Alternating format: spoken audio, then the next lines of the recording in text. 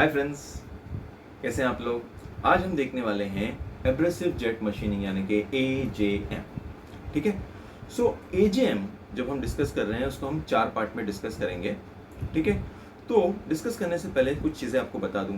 यहाँ पे मैं हिंदी में एक्सप्लेन कर रहा हूँ, यहाँ पे इंग्लिश में आपको बुलेट पॉइंट्स दिख रहे हैं और उसके साथ साथ आपकी रेफरेंस बुक होगी जहाँ से आप वर्ड्स ले सकते हैं और अपने आंसर लिख सकते हैं, वहाँ से आप नोट्स बना सकते हैं। ठीक है। जब तक आपकी इंग्लिश, क्योंकि इंजीनियरिंग में होता क्या है, जब इंजीनियरिंग में लोग एंटर करते हैं चाहे कोई भी मीडियम से हो, इंग्लिश इतनी ज़्यादा अच्छी नहीं होती है, टेक्निकल वर्ड्स इतने सारे नहीं आते हैं। तो जैसे जैसे आपकी इंग्लिश इंप्रूव हो, टेक्निकल वर्ड्स आते रहें, ठीक है, उसके बाद आप अपने आंसर खुद लिख सकते हैं। लेकिन जब तक ऐसा नहीं है तब तक जो टेक्स्ट बुक में दिया हुआ है या आपकी रेफरेंस बुक में दिया हुआ है या नोट्स में दिया हुआ है उसी लैंग्वेज को आप यूज़ करने की कोशिश कीजिए, क्योंकि उसके अंदर इंग्लिश और टेक्निकल वर्ड्स जो हैं वो काफ़ी अच्छे होते हैं। ठीक है।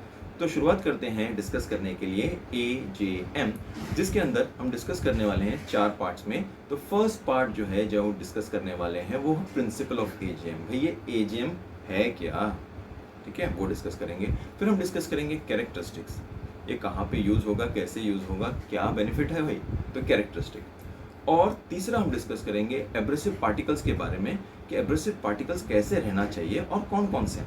ठीक है। फिर उसके बाद में फोर्थ चीज़ जो हम डिस्कस करेंगे कि इसका प्रोसेस सेटअप, इसका सेटअप दिखता कैसे है, कैसे काम करता है, उसके बारे में हम डिस्कस करेंगे। तो पहले हम डिस्कस करते हैं principle of AJM. Okay. So abrasive particles, abrasive particles जाके हिट करना चाहिए वर्क पीस पे, तब जाके मटेरियल रिमूव होता है। लेकिन आप अपने हाथ से तो नहीं एब्रेसिव पार्टिकल को लेंगे वर्क पीस पे हिट करेंगे, तो उसके लिए कोई मीडियम चाहिए जो एब्रेसिव पार्टिकल को साथ में कैरी करे और जाके वर्क पीस पे जाके हिट करे। सो यहाँ पे जो मीडियम है जो एब्रेसिव पार्टिकल को अपने साथ लेके जाएगा वो है गैस जो हाई प्रेशर पे है। सो एब्रेसिव पार्टिकल और गैस जो हाई प्रेशर पे है दोनों मिलके एक नोजल के थ्रू जो वर्क पीस पे जाके क्या करते हैं, हिट करते हैं। क्योंकि नोजल जब रहेगा तो आपका फोकस्ड जो है हिट रहेगा, तो जब फोकस्ड हिट रहेगा तो अब होगा क्या, जो एब्रेसिव पार्टिकल है मटेरियल पे जाके हिट करेंगे और मटेरियल को रिमूव करेंगे। अब गैस जो आ रही थी वो क्या लेके आ रही थी, एब्रेसिव पार्टिकल लेके आ रही थी। लेकिन अब उसने क्या किया, मटेरियल को रिमूव किया। अब मटेरियल रिमूव होने के बाद गैस जो है आगे जा रही है, बट अब जाते वक्त वो एब्रेसिव पार्टिकल तो लेके जा रही है, साथ ही साथ जो मटेरियल रिमूव हुआ है उसको भी लेके जा रही है। तो ये पूरा जो हमने अभी डिस्कस किया वो है प्रिंसिपल ऑफ एजेएम। इसके बाद हम देखते हैं कैरेक्टरिस्टिक ऑफ एजेएम। तो पहला कैरेक्टरिस्टिक जो एजेएम का है वो ये है कि एजेएम जो है यानी एब्रेसिव जेट मशीनिंग है वो मटेरियल पे यूज हो सकता है जो क्या है, हीट सेंसिटिव है। क्योंकि यहाँ पे हीट ज़्यादा जनरेट नहीं होती है, इसके लिए जो मटेरियल जो हीट सेंसिटिव है वो यूज़ किया जा सकता है। ओके, उसके ऊपर ये एजेएम जो है वो यूज़ कर सकते हैं। ठीक है। सो हीट सेंसिटिव मटेरियल पे एजेएम जो है वो यूज़ कर सकते हैं मटेरियल रिमूवल के लिए। फिर ब्रिटल या थिन मटेरियल जो है उस पे एजेएम यूज़ कर सकते हैं मटेरियल रिमूवल के लिए, क्योंकि थिन या ब्रिटल रहेगा तो उसके ऊपर अगर ज़्यादा फोर्स अप्लाई करेंगे तो उसके टूटने के, फूटने के चांसेस ज़्यादा हो जाते हैं। तो एजेएम जो है क्या है, एब्रेसिव पार्टिकल से गैस जो हाई प्रेशर पे जाके वो हिट करता है। तो इतना ज़ोर से हिट नहीं करता, ओके, कि वो टूट जाए, फूट जाए। तो थिन मटेरियल और डेलिकेट मटेरियल जो है वो मशीन किए जा सकते हैं। और अगर हार्ड मटेरियल, क्योंकि कन्वेंशनल मशीनिंग जो हमने डिस्कस किया था वहाँ पे हार्ड मटेरियल के टूल का हार्डनेस उससे ज़्यादा होना पड़ता है। ठीक है। बट यहाँ पे ऐसा नहीं है। यहाँ पे क्या हो रहा है, एब्रेसिव पार्टिकल्स आ रहे हैं, गैस के साथ हिट कर रहे हैं और मटेरियल को रिमूव कर रहे हैं। तो हार्ड मटेरियल भी जो है जो मशीनिंग हो सकता है एजेएम के थ्रू। ठीक है। सो यहाँ पे हीट रिलेटेड कोई भी तरह का डैमेज जो है वर्क पीस पे नहीं हो रहा है। फिर यहाँ पे एक चीज़ जो है इसके अंदर कि जब आप मटेरियल जो है यानी कि एब्रेसिव पार्टिकल्स जो हैं वो जब जाके हिट करते हैं और मटेरियल रिमूव होता है, सो होता क्या है, इस तरह से वापस जा रहा है। ओके, मतलब ऐसा हिट किया आपने, ओके, एब्रेसिव जाके हिट किए, बट ये फ्लो तो जा रहे हैं, जा रहे हैं, जा रहे हैं, जा रहे हैं, जा रहे हैं। लेकिन अब जो एब्रेसिव पार्टिकल्स हैं और साथ में जो रिमूव्ड मटेरियल है वो जब निकलेंगे बाहर या उड़ेंगे, इस तरह से उड़ेंगे। आप ऐसे फोकस कर रहे हैं और जो मटेरियल रिमूव हो रहा है और एब्रेसिव पार्टिकल्स है वो बाहर ऐसे जा रहे हैं। आप ऐसे फोकस कर रहे हैं और निकलते टाइम पे ऐसे जा रहे हैं, ऐसे ऐसे।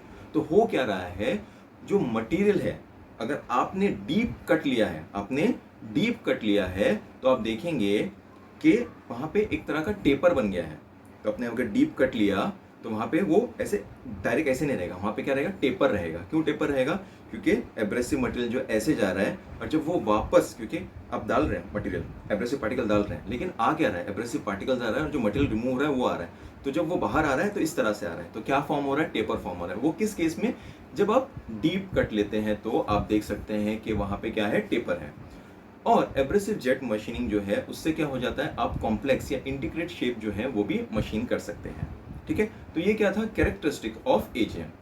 अब बात करते हैं कि जो एब्रेसिव जेट मशीनिंग के अंदर जो एब्रेसिव यूज होते हैं उसके बारे में डिस्कस कर रहे हैं।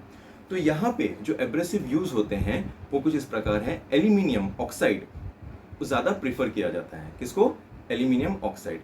और उसके बाद है सिलिकॉन कार्बाइड और है सोडियम बाइकार्बोनेट। तो ये 3 है, इसके अलावा और भी हैं, बट हमने यहाँ पे 3 लिस्ट किए ताकि आपको याद रहे और एग्जाम में जो है आप ये प्रोड्यूस कर सकें।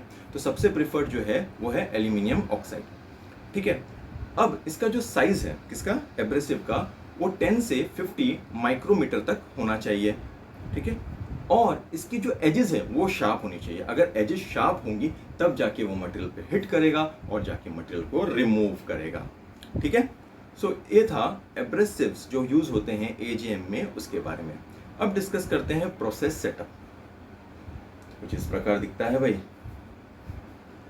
तो यहाँ पे आप देख रहे हैं, यहाँ पे हुपर है। तो हुपर के अंदर क्या होता है, मटेरियल यानी कि एब्रेसिव जो है वो पुट किया जाते हैं, ताकि क्या हो जाएगा, वो फर्दर मिक्सिंग चेम्बर जो है यहाँ पे आपको जो दिख रहा है वहाँ पे चला जाए। क्या चला जाए? एब्रेसिव पार्टिकल हुपर के थ्रू जो है मिक्सिंग चेम्बर के अंदर चला जाए। अब वहाँ पे क्या है, एक रेगुलेटर है। ओके, रेगुलेटर क्या हो रहा है, जो एब्रेसिव का फ्लो है उसको कंट्रोल कर रहा है। तो यहाँ पे आप देख रहे हैं हुपर है, हुपर के साथ क्या है, एक रेगुलेटर है जो एब्रेसिव के फ्लो को कंट्रोल कर रहा है। और यहाँ पे आप देख रहे हैं गैस जो है, ओके, वो एंटर कर रहा है मिक्सिंग चेम्बर। तो वहाँ पे आप देख रहे हैं एक प्रेशर गेज है और एक रेगुलेटर है जो गैस के प्रेशर को और फ्लो को कंट्रोल कर रहा है। अब मिक्सिंग चेम्बर के अंदर क्या क्या है, एब्रेसिव है जो हुपर के थ्रू आए हैं, और ये जो पाइपलाइन जो है, या पाइपलाइन जो है उसके थ्रू क्या आया, गैस आया है। और वहाँ पे क्या है, प्रेशर गेज है और रेगुलेटर है जो फ्लो और उसके जो प्रेशर को है मेंटेन कर रहा है, कंट्रोल कर रहा है। अब मिक्सिंग चेम्बर के अंदर जो है वो एब्रेसिव है और गैस है जो कि प्रेशर, हाई प्रेशर पे है। ठीक है, अब क्या होता है, यहाँ पे वाइब्रेशन हो रहा है। ठीक है, क्योंकि वाइब्रेटिंग डिवाइस है वहाँ पे। ठीक है, अब वाइब्रेशन होने के बाद दोनों क्या हो गए, मिक्स हो गए। अब आगे जो है वो होस के थ्रू जो है नोजल की तरफ पहुँचते हैं, लेकिन वहाँ पे क्या है, वहाँ पे जो है कंट्रोल वॉल है और प्रेशर गेज है, ताकि जो प्रेशर है और वॉल्व जो है वहाँ पे क्या हो जाए, कंट्रोल्ड रहे। कंट्रोल्ड वे में आप एब्रेसिव और गैस को होस के थ्रू नोजल तक भेज सकें। ठीक है, अब होगा क्या, ऊपर के थ्रू एब्रेसिव आ रहा है, जो लाइन है गैस जो है वो अंदर जा रहा है मिक्सिंग चेम्बर के अंदर, वाइब्रेशन हो रहा है, दोनों मिक्स हो रहे हैं, एब्रेसिव पार्टिकल और गैस मिक्स हो रहा है। और आगे चल के जो है होस के थ्रू एब्रेसिव पार्टिकल और गैस आगे जा रहा है और कहाँ तक पहुँच रहा है, नोजल के थ्रू पहुँच रहा है। नोजल के पास पहुँचने के बाद ओके, अब जो जेट जिसके अंदर क्या है, एब्रेसिव पार्टिकल और जो गैस है उसको बोला क्या जाता है, एब्रेसिव जेट बोला जाता है। क्या बोला जाता है, एब्रेसिव जेट। ओके, क्यों? क्योंकि नोजल के थ्रू वो किस तरह से निकलने वाला है, जुप तो उसे बोला क्या जाता है, एब्रेसिव जेट। और एब्रेसिव जेट क्या करता है, मटेरियल पे जाके हिट करता है और मटेरियल को रिमूव करता है। ठीक है, और जो गैस है फिर आगे आके एब्रेसिव पार्टिकल जो है और जो मटेरियल जो रिमूव हुआ है उसको लेके आगे चलती है। तो ये था प्रोसेस सेटअप एजीएम का। ठीक है, तो हमने पूरे एजीएम के जो है उसको 4 पार्ट में डिस्कस कर लिए हैं, प्रिंसिपल, कैरेक्टरिस्टिक, एब्रेसिव यूज और साथ साथ प्रोसेस सेटअप। तो उम्मीद है आपको एजीएम जो है समझ में आ गया और एग्जाम में आप अच्छी तरह से लिख सकते हैं बेस्ड ऑन मेरा एक्सप्लेनेशन, बेस्ड ऑन यहाँ पे बुलेट पॉइंट्स और आपकी reference books. So please like कीजिए, कमेंट कीजिए, शेयर कीजिए और सब्सक्राइब करना ना भूलें।